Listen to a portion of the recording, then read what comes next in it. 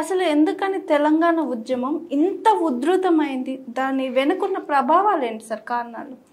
Simple ఒకటి, తెలంగాణ వాస్తవంగా ఇది ఒక సుదీర్ఘమైనటువంటి అంశం. మీరు అడిగిన ప్రశ్నకు సమాధానం చెప్పాలనుకున్నప్పుడు, ఎప్పుడైతే ఈ దేశంలో స్వాతంత్రానికి పూర్వమే తెలంగాణ అనేది ఒక అస్తిత్వంతో ఉన్నటువంటి ప్రాంతం, ఒక హైదరాబాద్ కేంద్రంగా, హైదరాబాద్ రాజ్యంగా, ఇంకా చెప్పాలంటే ఒక స్వతంత్ర దేశంగా నిలబడి ఉన్నటువంటి ప్రాంతం ఇది. అటువంటి స్టేజ్ నుంచి ఇక్కడ పరిపాలించినటువంటి దేశానికి స్వాతంత్రం వచ్చినా కూడా స్వాతంత్రం లేకుండా ఇది ఒక స్వతంత్ర రాజ్యంగా 13 నెలల పాటు ఈ భారతదేశం ఉన్నటువంటి ప్రాంతం తెలంగాణ. దానికి ఆ నిజాం రాచరికంలో ప్రజలు, అక్కడి భూస్వాములు, పెత్తందారులు, రజాకారులు రాచరికానికి వ్యతిరేకంగా స్వయం పరిపాలన కోసం ఇక్కడి సామాన్యులు అసలు అద్భుతమైనటువంటి సాయుధ రైతాంగ పోరాటాన్ని నడిపించినటువంటి గడ్డ ఈ ప్రపంచంలోనే.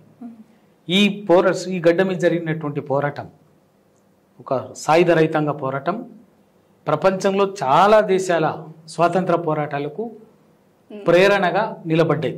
దక్షిణాఫ్రికా, నమీబియా లాంటి దేశాలకే ఒక స్వాతంత్ర పోరాటానికి ఇది ఒక తెలంగాణ సాయుధ రైతాంగ పోరాటం అనేది ఒక గొప్ప ప్రేరణగా నిలబడినటువంటి, ప్రేరణ ఇచ్చినటువంటి ఉద్యమం. తర్వాత క్రమంలో ఇది ఒక ప్రత్యేకంగా విలీనమైపోయింది భారతదేశంలో.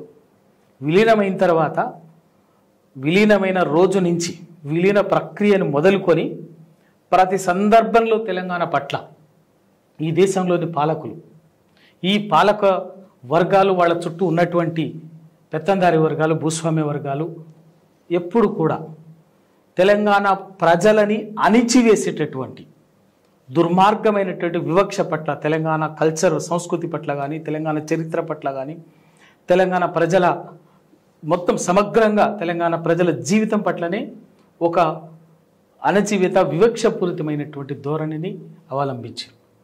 అయినప్పటికీ కూడా ఈ దేశంలో ఒక పౌరులుగా తెలంగాణ అనేది ఎప్పుడు కూడా ఈ దేశ రాజ్యాంగాన్ని, దేశాన్ని గౌరవిస్తూనే తమ అస్తిత్వం కోసం ఎప్పటికప్పుడు ఒక ప్రజాస్వామికంగా, రాజ్యాంగబద్ధంగానే పోరాడుతూ వచ్చింది.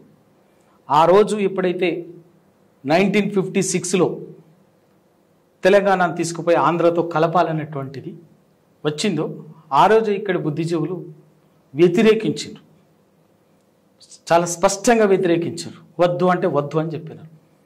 ఆంధ్ర కల్చర్ పట్ల కానీ, ఆంధ్ర కల్చరు వేరు, తెలంగాణ కల్చర్ వేరు, భాష ఒకటైతే అయి ఉండొచ్చు కానీ ఏ రకంగా భావోద్వేగాల పరంగా కానీ, మరి ఇతర సాంస్కృతిక పరంగా కానీ, సామాజిక పరంగా కానీ ఎక్కడ కూడా ఈ రెండు ప్రాంతాల మధ్యన సంబంధం లేదు అనేటువంటిది చాలా స్పష్టంగా చెప్పి, ఇది భవిష్యత్తులో ఎప్పటికైనా ఈ రెండు రాష్ట్రాల మధ్యన అంతరాలకు దారితీస్తుంది తప్ప ఇదొక ప్రాంతంగా ఒక భావోద్వేగ సంబంధంతో, ఒక భాషా సంబంధంతో కలిసిపోయే ప్రాంతంగా, ఐక్యంగా ఉండదు అని చెప్పేసి తెలంగాణ బుద్ధిజీవులు ఆ రోజే వ్యతిరేకించారు. ఆ విషయాన్ని మొట్టమొదటి భాషా ప్రయుక్త రాష్ట్రాల కమిటీకి ఏర్పడినటువంటి ఫజల్ అలీ కమిషన్ కూడా అధికారికంగా చెప్పిండ్రు. ఫజల్ అలీ కమిషన్ కూడా అధికారికంగా అదే విషయాన్ని చెప్పినప్పటికీ కూడా అప్పటికే ఉన్నటువంటి తెలంగాణ సీమాంధ్ర పెత్తందారులు, పెద్ద మనుషులటువంటి ఒత్తిడికి అప్పటి తొలి ప్రధానమంత్రి నెహ్రూ గారు బలవంతంగా తెలంగాణని ఆంధ్ర ప్రాంతాన్ని రెండు కలిపి ఆంధ్రప్రదేశ్ని ఏర్పాటు చేశారు. ఏర్పాటు ప్రకటనలోనే ఆ రోజు చెప్పాడు. నిజామాబాద్లో జరిగినటువంటి పబ్లిక్ మీటింగ్లోనే జవహర్లాల్ నెహ్రూ గారు ఒక తొంటరి పిల్లగాడితోటి ఒక అమాయకపు ఆడపిల్లని కలిపి పెళ్లి చేస్తున్నాం, ఇది ఎప్పటికైనా ఉంటుందా ఉండదు, వీళ్ళిద్దరు ఎప్పుడు అనుకుంటే అప్పుడు విడిపోవచ్చు అనేటటువంటిది నెహ్రూ గారు స్వయంగా పబ్లిక్ మీటింగ్లో మాట్లాడినారు. అంటే నెహ్రూ గారికి అప్పటికే స్పృహతోనే ఉన్నారు. ఏమని? తెలంగాణ పట్ల మనం మోసపూరితంగానే, దౌర్జన్యపూరితంగానే తెలంగాణ ప్రజలని ఆంధ్ర వాళ్ళతో కలుపుతున్నాం అనేటువంటి భావన ఉంది కాబట్టి ఆ మాట చెప్పిండు. అంటే కనీసం తెలంగాణ ప్రజల స్వేచ్ఛని, తెలంగాణ ప్రజల ఆలోచనని, తెలంగాణ ప్రజల బాధల్ని, తెలంగాణ ప్రజల పట్ల ఎప్పుడు కూడా కన్సర్న్డ్గా వ్యవహరించాలి పెద్ద మనుషులు.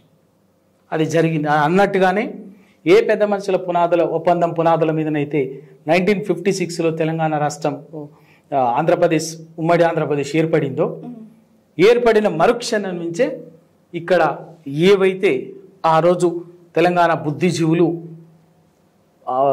సందేహం వెలిబుచ్చిండ్రో భయాందోళన వెలిబుచ్చారో భయాందోళనలు రాష్ట్రం ఏర్పడిన మరుక్షణం నుంచే సీమాంధ్ర పాలకులు విశ్వరూపాన్ని చూపించేసి ఆ పెద్ద మనుషుల ఒప్పందాన్ని తుంగలో తొక్కి ఇక్కడ ఉద్యోగాల పట్ల కానీ, ఇక్కడ నిధుల పట్ల కానీ, ఇక్కడ వనరుల పట్ల కానీ మొత్తం కూడా దోచుకునేటువంటి ధోరణితోటే తప్ప ఇక్కడి వనరులని ఇక్కడి ప్రజలకి తెలంగాణ ప్రజలు కోరుకున్నట్టుగా వాళ్ళకే దక్కాలనేటువంటి వాళ్ళ ఆకాంక్షకు అనుగుణంగా జరగాలనేటువంటిది ఏమాత్రం కూడా చేయలేదు. పైగా ఎప్పటికప్పుడు ఎక్కువ రాష్ట్ర సంఖ్యాపరంగా మెజార్టీ సీట్లు సీమాంధ్ర వాళ్ళకు ఉండే కాబట్టి ఆ సంఖ్యాబలంతో ఎప్పుడు కూడా తెలంగాణని తొక్కుకుంటా తెలంగాణ ప్రయోజనాలని నిర్దేశించారు సాగునీటి రంగంలో కానీ. అందుకే ఆ రోజు ఈ ఘోష కారణం ఆ రోజే కదా. ఎప్పుడైతే ఉమ్మడి ఆంధ్రప్రదేశ్ ఏర్పడిన వెంటనే అప్పటికే ప్రతిపాదించినటువంటి ఇవాళ మహబూబ్నగర్ నల్లగొండ జిల్లా కృష్ణానది మీద ఉన్నటువంటి అప్పర్ కృష్ణ కానీ, ఇవాళ ఆల్మట్టి దగ్గర ఉన్నటువంటి ప్రాజెక్టు కానీ, తుంగభద్ర కెనాల్ కానీ, తర్వాత ఇవాళ నాగార్జున సాగర్కు పైన కట్టాల్సినటువంటి నందికొండ ప్రాజెక్టు కానీ, వీటన్నిటిని కూడా ఏంటంటే ఎక్కడ కట్టాల్సినటువంటి వాటిని రద్దు చేసి తీసుకొచ్చి కింద కట్టడం వల్ల ఇవాళ నాగార్జున సాగర్ ఇవాళ అప్పటికి 30 కిలోమీటర్ల పైన కట్టాలి స్థలం, తీసుకొచ్చి కింద డౌన్లో 30 కిలోమీటర్ల కింద ఇవాళ ఉన్న ప్రాజెక్టు కట్టడం వల్ల సరిగ్గా ఏమైంది, తెలంగాణ అంతా ఎత్తు ప్రాంతం అయిపోయింది, ఆంధ్ర అంటే దానివల్ల నిజంగా బిఫోర్ 1956 ముందు ఉన్నటువంటి 1956కు ముందు ప్రతిపాదించినటువంటి ఆల్మట్టి దగ్గర ప్రతిపాదించినటువంటి ప్రాజెక్టు కానీ 100 TMCలకు సంబంధించినటువంటి, తర్వాత అప్పర్ కృష్ణ ప్రాజెక్టు కానీ, తుంగభద్ర ప్రాజెక్టు కానీ యథావిధిగా ఎక్కడైతే అక్కడ ప్రతిపాదించిన ప్రాంతంలో 1956 కంటే ముందు ప్రతిపాదించిన ప్రాంతాలు ఉన్నాయో అదే విధంగా ఉండుంటే వాళ్ళ మహబూబ్నగర్ జిల్లా మొత్తం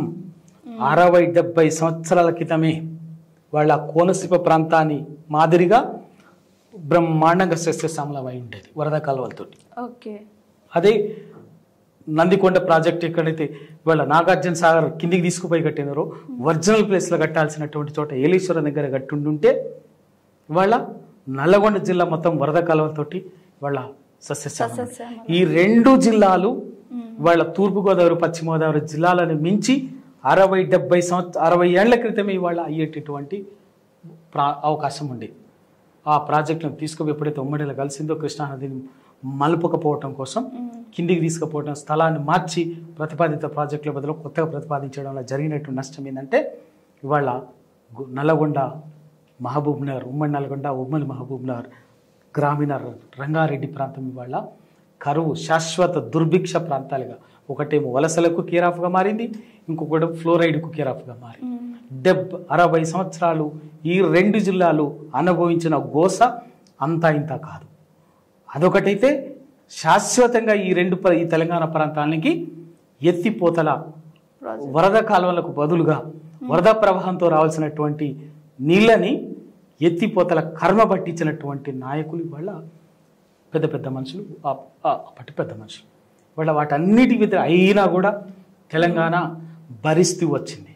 ఎప్పటికప్పుడు ఉద్యోగాల్లో కానీ, నిధుల కేటాయింపుల్లో కానీ, వనరుల వినియోగంలో కానీ తెలంగాణ పట్ల వివక్షపూరితంగా, కక్షాపూరితంగా, అణచివేత ధోరణితోటి అమానవీయంగా, అప్రజాస్వామికంగా, రాజ్యాంగ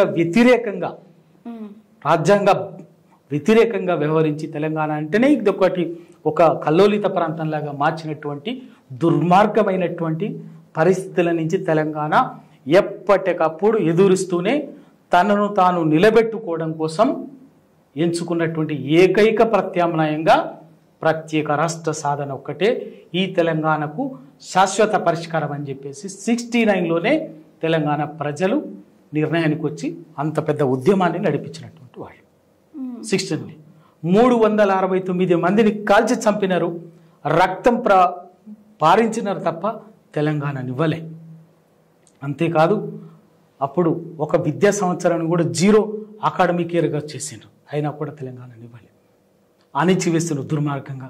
అయినప్పటికీ కూడా తెలంగాణ ప్రజలు నాయకత్వం కింద అయినా కూడా తెలంగాణ ప్రజలు అప్పుడు జరిగిన ఎంపీ పార్లమెంట్ ఎన్నికల్లో ఆ ఉద్యమ 69 ఉద్యమం తర్వాత వెంటనే 72లో జరిగినటువంటి పార్లమెంట్ ఎన్నికల్లో 12 మందిని గెలిపిస్తే కూడా 12 మంది ఎంపీలను గెలిపించి తెలంగాణ తప్ప ఈ తెలంగాణ ప్రాంతానికి తెలంగాణ ప్రత్యేక రాష్ట్రం తప్ప వేరే ఏ రాజకీయ ప్రత్యామ్నాయం కాదు అని చెప్పేసి తీర్పిచ్చినా కూడా దాన్ని కూడా గౌరవించలేదు ఆ రోజు ఆనాటి కేంద్ర ప్రభుత్వం.